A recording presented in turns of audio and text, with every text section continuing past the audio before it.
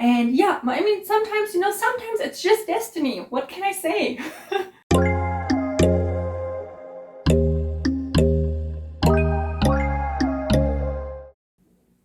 Hello, friends! I hope you're having a wonderful day. A lot of you here on YouTube and on Instagram have asked me how I ended up living in Korea.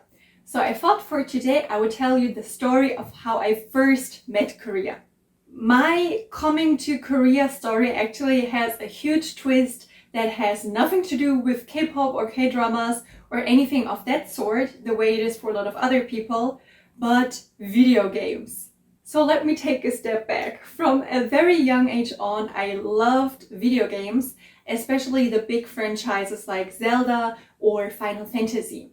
So while enjoying these games in my childhood, I learned that most of them came from Japan, where they would be released 1 or 2 or 3 years prior before being translated into English and then into German. So I had the genius idea, oh, if I just learn Japanese, I can enjoy the games as soon as they're released without having to wait for their translation. So from that point on, my interest in Japan grew and grew. I read manga. I mean, there were a lot of anime broadcasted on German television, so I watched that. There was Pokemon and Pokemon trading cards and stuff like that. So that kind of Japanese pop culture was very present in everyday Germany. Then when I was around 16 or 17, I spent a couple of months abroad with my aunt and uncle in New Zealand.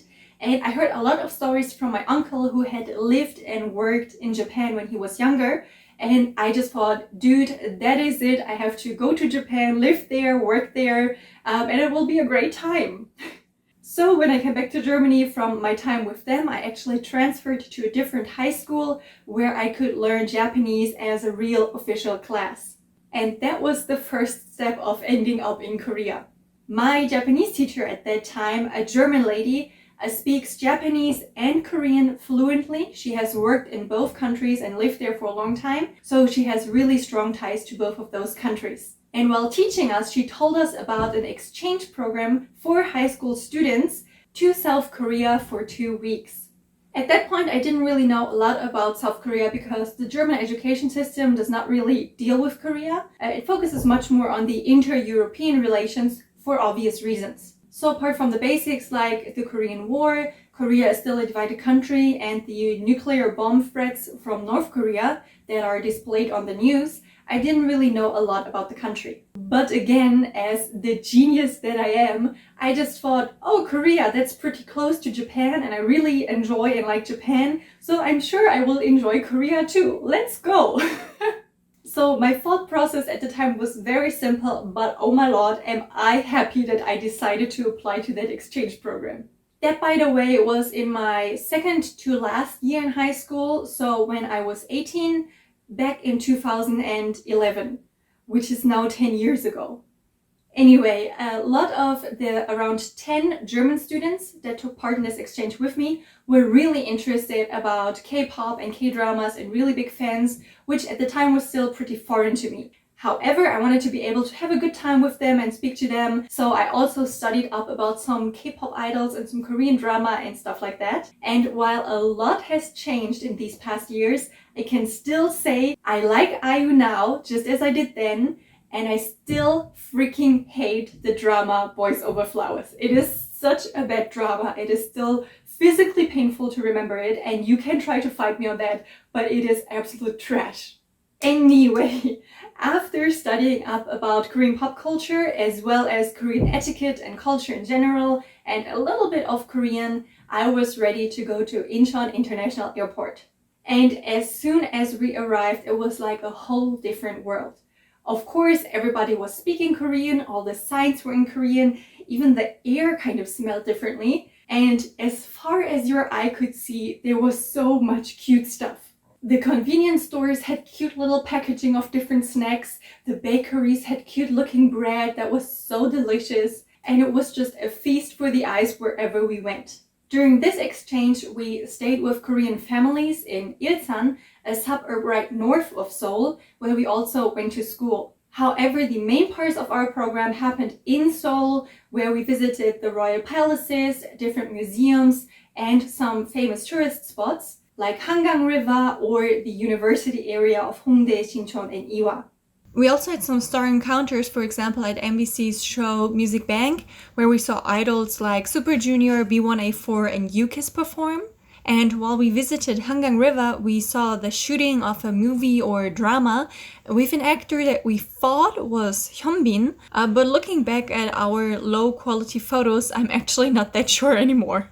And we also visited Lotte World.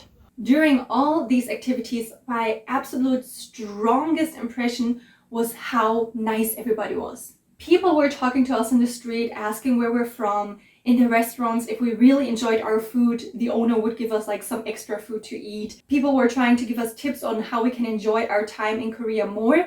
And especially if they heard that we're from Germany, the older people, they would break out their German that they learned in middle school and be like, hey, guten Tag, hallo, ich liebe dich.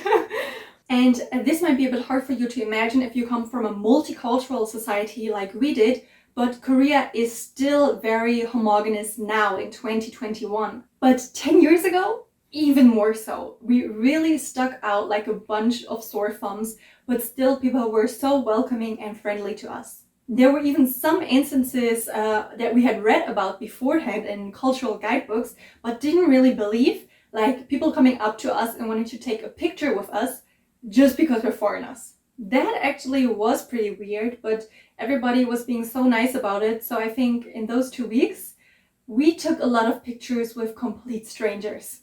Still, overall, we could really feel the Jong of Korean people, with Jong being a kind of warm-heartedness and welcoming friendliness that you can definitely experience in your time here in Korea. So the Korean people's hospitality was definitely one thing that made me fall in love with the country. But some others were the absolutely amazingly great food, the vibrant city streets, and the fun nightlife, even though we could only enjoy the nightlife until 10 or 11 p.m. because we were still high school students. I just remember having such a strong feeling of comfort and warmth everywhere I went in those 2 weeks, which really made me decide on the spot, oh my god, this country is great. I want to stay here for a longer time. I need to find a way to work here or to study here or do whatever to be able to stay here for a longer time. And that's pretty much what happened after that. I was so in love with the country that when I came back to Germany, I threw away all my plans to go live in Japan, study Japanese for my video games, and decided to pursue that track for Korean studies. Of course, a lot of people told me, well, you like Korea so much now that you've been there, but won't you like Japan even more when you go there? But I just had this feeling like, no man, there's no better country for me. It's just a perfect fit with Korea, you know? Do you know that feeling when you visited a new place and then come home, but you feel homesick for that other place? That's kind of how I felt about Korea. It was just a perfect fit. I felt so comfortable here. And yeah, I mean, sometimes it's just destiny. What can I say? Anyway, I enrolled at a university for Korean studies. Up until now, I have lived here for 5 years. I did my master's degree here. I worked for the Korean government for a year, and now I'm active as a freelancer. I never imagined to end up in Korea one day, and still a lot of my family and friends are asking me sometimes like, Elena, so when are you coming back to Germany? But for now, Korea really has become my second home, and I don't see that changing anytime soon. So this is my story on how I met Korea. It really was a meeting by chance, starting because of a totally different point of interest, with no plan or vision for Korea, for K-pop, for anything like that. But still, my story has a happy ending. Although it hasn't ended yet, there's still a lot more to come. It just really goes to show that life sometimes has a funny way of bringing you where you need to be. And yeah, everything will work out somehow. This is my story on how I met Korea in a very unexpected way. Let me know how you first got to know about Korea in the comments below, and stay happy and healthy. Bye bye!